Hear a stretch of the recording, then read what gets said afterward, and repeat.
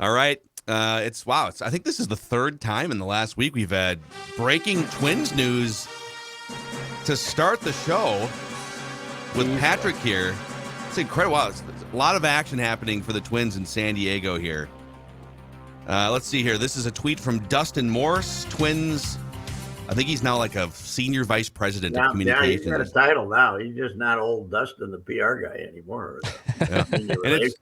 And like he'll break news by floating stuff, I think, to reporters, but it's rare that he tweets the breaking news. Mm-hmm. He says, the Twins, in partnership with the Minnesota Twins Community Fund and the Twin Cities chapter of the Baseball Writers Association, have announced that Patrick Reusse has been named the winner of the Herb Carneal Lifetime Achievement Award.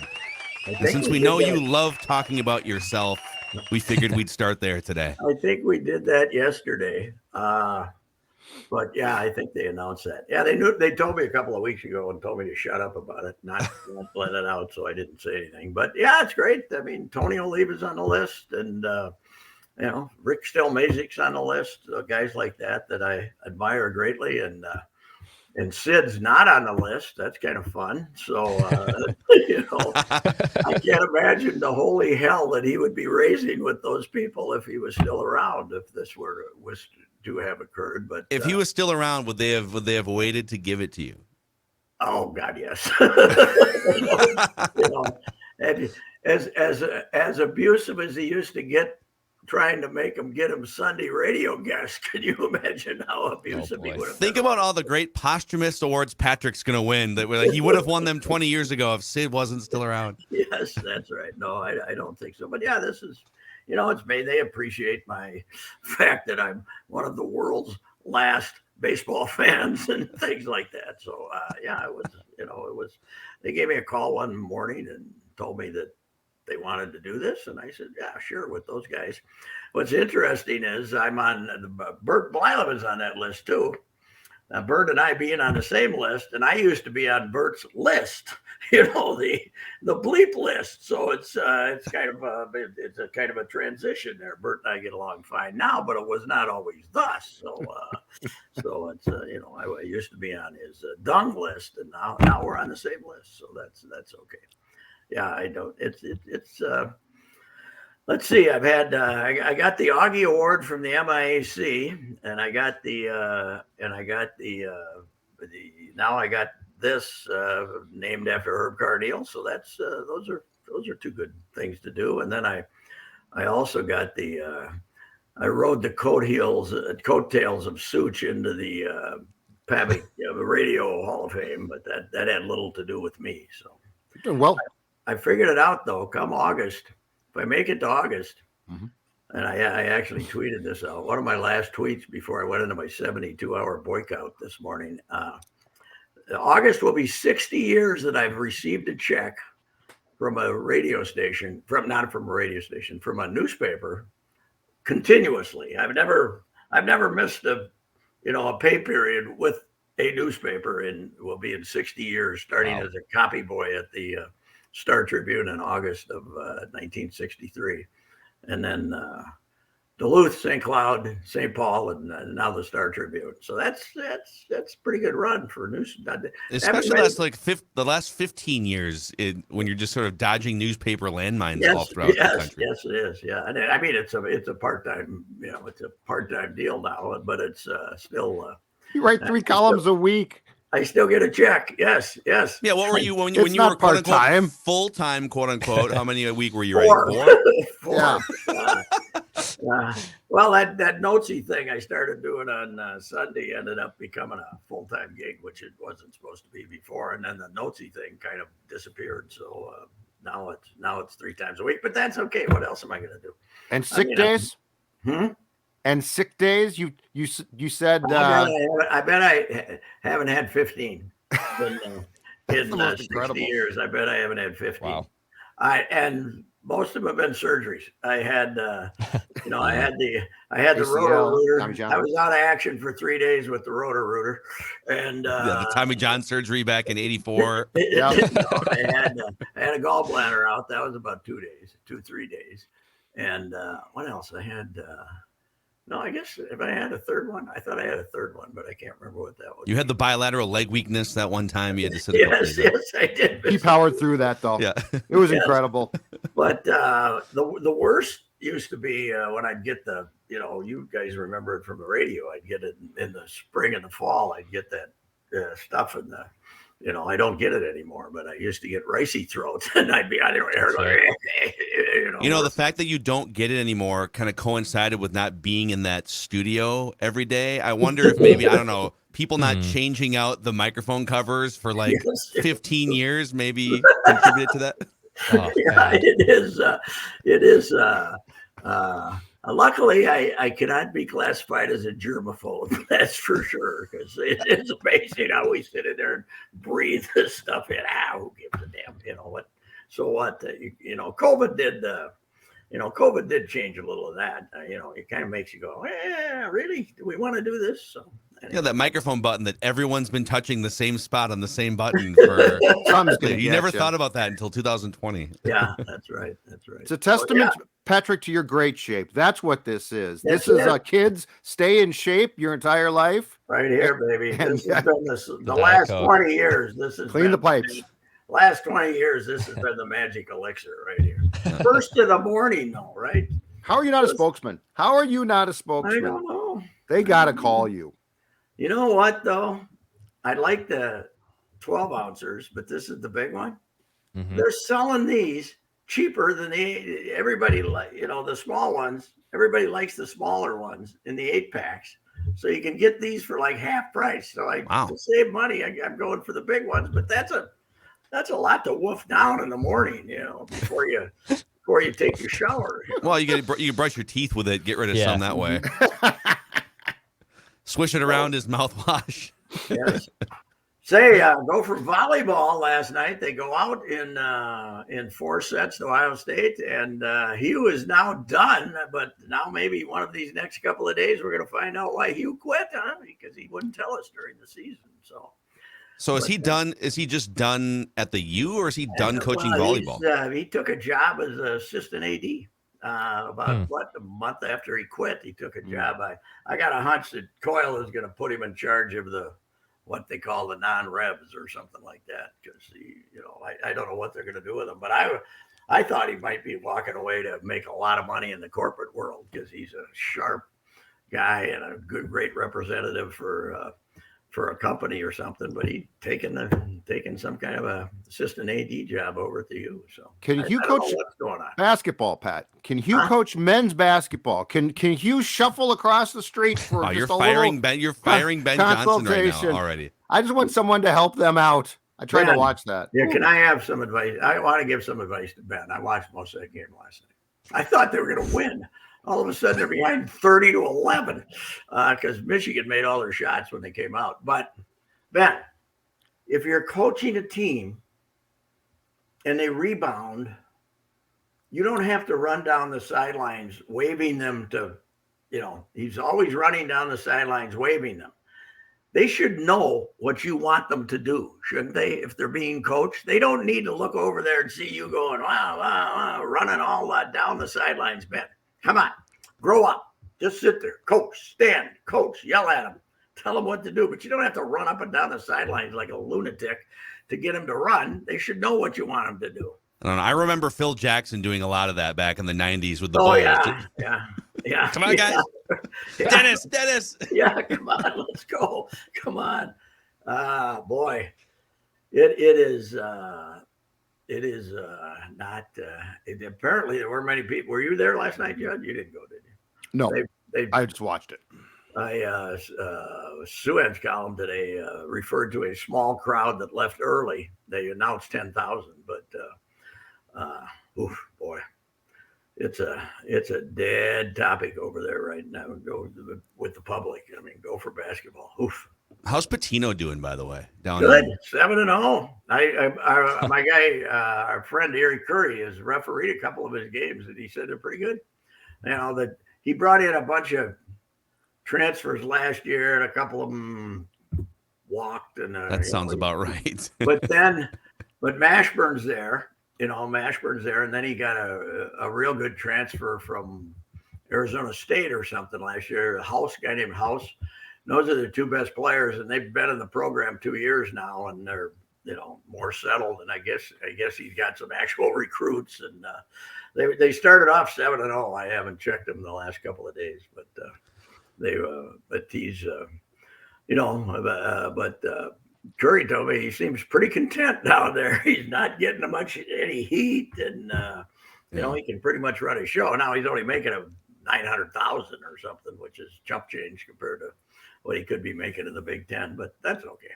He told me one time, like, it's probably I think it was his second year, so however long ago that was, we used to do that coaches show together, and he would have all these, we would do it up in the club room at Williams Arena, and all of these like boosters would come and watch the show and stuff. Yeah, right. I went a couple of times, yeah. Yep, and they would always, they'd come shake his hand, and they'd talk about the heights that he can bring the program to, and he leaned over to me one time, kind of between, glad hand, and he goes, okay, he goes, I think, and he said this like respectfully, but he goes, I think people here think that this program should be Duke, but it's Minnesota, and it's gonna take a while. He's like, I think people need to take a deep breath about the expectations for what's possible here. I don't think anybody thought it was Duke, but they thought it was, he's obviously using an exaggeration. Yeah. But they thought it was, they've always thought that it was the top tier, top 5 Big Ten. And you look, and they're I'd have to do the numbers, but the numbers of times they've been in the first division of the Big Ten since Clem went home, Clem got sent home, has got to be minimal. I think it's once. I think they've tied for 4th once in the last 25 that'd years. Be the top 5, but now the top division is 7, and they haven't even been in the. Okay, I saw that Nebraska has won like 2 straight. I think didn't Nebraska just beat Michigan? Didn't they beat them? Then Nebraska beat Michigan State, and they beat somebody else. So if they're not going to stink anymore, who are the Gophers better than? Wisconsin has got a bunch of Minnesota kids that are Lakeville, third-rate Minnesota kids and white. Did you just say Minnesota's better than Lakeville, Judd? No. I said they recruit from Lakeville. That's debatable, actually. They recruit from Lakeville. They lost Johnny Davis. They were supposed to be terrible, and they're damn near beating Kansas because they play 62 to 61 games and they make it as ugly as they can. But I don't know what it's been a 25-year slump for Gopher basketball here. It has, yeah. And you know what? The younger people in their old crowd are my age. 7, they're the old loyalists who started with Mussy, and went crazy and had season tickets for 25 years. They're all retired in Arizona, waking up in the morning to see if they're still alive or not, And I think it was on the Gopher, like the Gopher Sports Twitter account or Instagram account. They posted something a couple weeks ago of like, Ben Johnson speaking to, Gopher fans this morning at a coffee or whatever. And it looked like it was the lobby of a nursing home. Yeah. Yep. Yeah. It's a tough situation right now. I do think, and I've said this before, that last year they were more competitive because they had 6 sixth-year seniors who transferred in from Merrimack or someplace, but they knew what they were trying to do. Well, first of all, it might be a little early to say this, but Dawson Garcia is overrated. If what we've seen so far, he's overrated. That's why he's transferred 3 times, or he's been in 3 different schools. Jamison Battle seemed to be getting his shots in better flow with the Peyton Willis and those guys than he is with these guys. And then the rest of them are, Carrington, I like him. He should be playing more. And a couple of the big guys up front, might have a future, but boy, they're a long way away, man alive. And they can't play defense. And Last year they were 4-16, and I think 4-16. They might not get there this year. They might win about 2. How are you supposed to, for a team like this too? How are you supposed to develop a plan? Because the portal is going to kill you. It'll help you at times, but it's going to kill you. If one kid decides, you know what, I didn't get my touches previously, you'd say sit down and shut up. Now the kid's gone. Yeah. Oh yeah. They're he's got the Joseph kid, he's got the Payne kid, he's got another big guy, right? He's got 3. One of those guys is going to go, right? Yeah. I mean, Trayton Thompson, he's playing 1 minute a game, but he's not doing much, but he's going to go. Yeah, they're going to, you got to, every year you got to look out there and say, okay, which 3 of these guys aren't going to be here next year that are underclassmen, right? Yes, absolutely. Well, did you guys see, I think it was the college quarterback, JT Daniels. Mm-hmm. So he was once, he's a California high school quarterback, and he was, I can't remember the teams he was with previously, but he is now transferring. Let me pull this up. So he was initially recruited by USC, spent 2 years he was the USC quarterback in 2018. Then he got benched. Then he went to Georgia and then sat and then West Virginia, and now he's transferring to his 4th team already. He's a journeyman. But they don't have a journeyman. He's a journeyman college player. But you're only supposed to have 1 free transfer, right? I know. This dude's found a loophole, I guess. Wow. I don't know. Yeah. It's, oh, God. How about Mertz? He's going to transfer. St. Scholastic can use a quarterback, so maybe they could, up there in Duluth, they could use it. There's a couple of MIAC schools that St. John's need one? Yeah, no, they don't. Their quarterback's having a few problems, but he's better than Graham Mertz. So Graham, where are you going to transfer to, sir? Northern Iowa or some damn place, and probably not start. He's terrible. Mm-hmm. It'll be interesting. That Purdue, Brahm just left. And in Wisconsin, I saw they're looking at the recruiting ratings, and they must update them daily. They only have like 8 kids ready to sign now, but Fickle's been there a week, so maybe they're going to have 20. Who knows? But you change coaches, they all open up their recruiting again too. They're okay. That's my guy's not there anymore. I'm recruiting. So Wisconsin's, they have no commits, and now Purdue's looking for a coach too. Brahm, how about that? Him going back to having a pretty good year down there and then going back to Louisville. What's that about? Well, he was at one point like one of the 5 or 6 or maybe 10 highest paid coaches too. In Purdue was paying him a ton too. Yeah, I don't know what they're going to do. It is. I actually heard Mason with Barrero the other day, and I think Mason said the Georgia coach has said that they got 99 players with NILs, name, image, and likeness, and they have like 3 people on the, maybe not officially on the staff, but 3 people assigned to take donations for this purpose.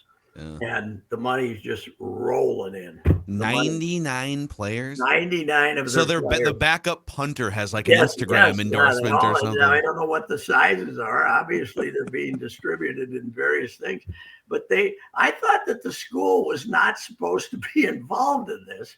They have three people who spend all their time getting donations to put into the NIL fund, and then somehow attach it to go buy a chicken sandwich from Bill's or something. But by the way, I bet you those are the same 3 people that were facilitating these deals under the table for the last 10 years before NIL, right? Yeah, but no wonder Herschel's fundraising was so poor in Georgia. They were all giving their money to the NIL for the Bulldogs. So. It's a tough decision. So what can't you do now? So I can't give a kid a car. How does the NCAA put anybody on probation? No, I know. You can't give a car? You can't. No, but I'm curious. No, I'm asking, what can't you do? Like, can I not give a kid a car? But I probably can. Well, you can give him an NIL. If you're a car dealer and want him to be driving your car, you can give him 50,000 and then he can give it back to you to get the car, probably, right? That's my guess. He can spend it any way he wants to. So I still one of my favorite Chili story ever. Brad Childress said, remember the third year when they were going to change Chili's image, or the second year, so they had all us guys out for like a half hour to one at a time to talk to him.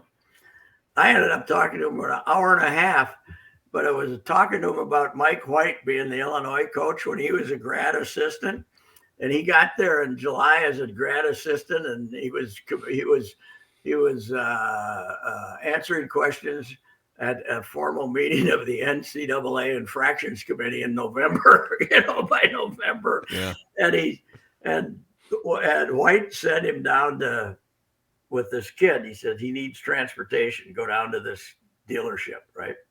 And he said, well, what should I do? He said, just go down and tell him that he needs transportation.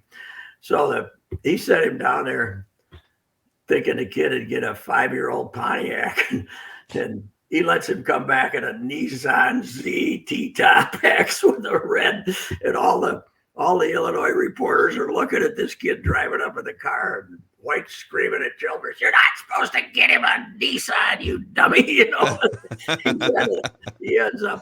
He ends up in front of the NCAA infractions committee. Where did the Nissan come from? Mike White ended up going down in flames there because of the cheating. But Chili telling stories as a 22-year-old grad assistant, and what do they do now? I mean, none of this is illegal right now. It's incredible. Yeah, it is incredible. Hey Pat, before we run, Lions are still 2-point favorites in I most think we should sports books. be personally offended, don't you? I think we should. That'll give us an excuse to get fired up, right?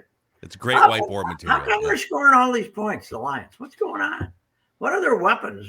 I mean, Goff's putting up numbers, but who they got a couple receivers. I think they have a pretty good offensive line. St. Brown's really good. Yeah, St. Brown's good. They got Jamison Williams coming back this week too, who the Vikings traded out with Kwesi's first pick, so he makes his debut this weekend. And I know Ragnow's healthy, right? He's in that offensive line. I think they do. Don't they have a lot of high draft choices on that offensive line? That could likely so. Yeah. Yes, because they get higher high draft choices than we do. They've done real well with that. Yes. Is Darrisaw going to play?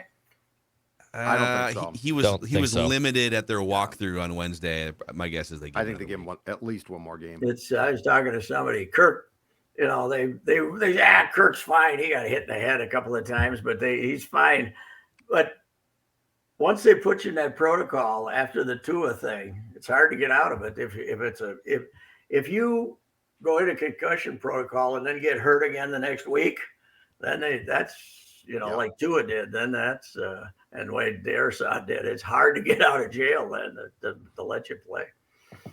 Bring back the days when we just went. Put a little some smelling salt. Yeah, a little smelling.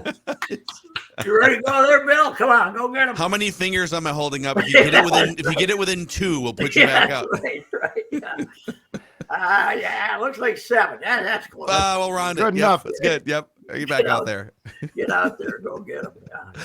All right. Well, enjoy. It's the softening of America that we now worry about. Play with concussions. Yes, right. This is Patrick Reusse. It's time we start playing with concussions. How about all the righties upset that Brittany Griner got out of jail, got out of the Russian prison? Unbelievable. Yeah, I would say you should go fight that fight on Twitter, but you've taken 72 hours off now. Yeah, so I've 72 hours. I'm back at 7:38 a.m. on Monday to give you my comments on the weekend activities. But I need the time off. I don't know how you're doing it. My brain is like, what are you doing? 3:00 in the morning, you're tweeting, you idiot. Anyway. Yes. All right, Pat. Enjoy your Twitterless weekend. Okay. Staring at a wall. All right. Yeah, exactly. Pat's going to be at the library reading books. Yes, right. All right, so that's wrapping with Reusse here, Mackey and Judd. And by the way, we're putting these on the Reusse Unchained podcast feed now, too. So there's a one-stop shop for everything Patrick for you guys. See ya.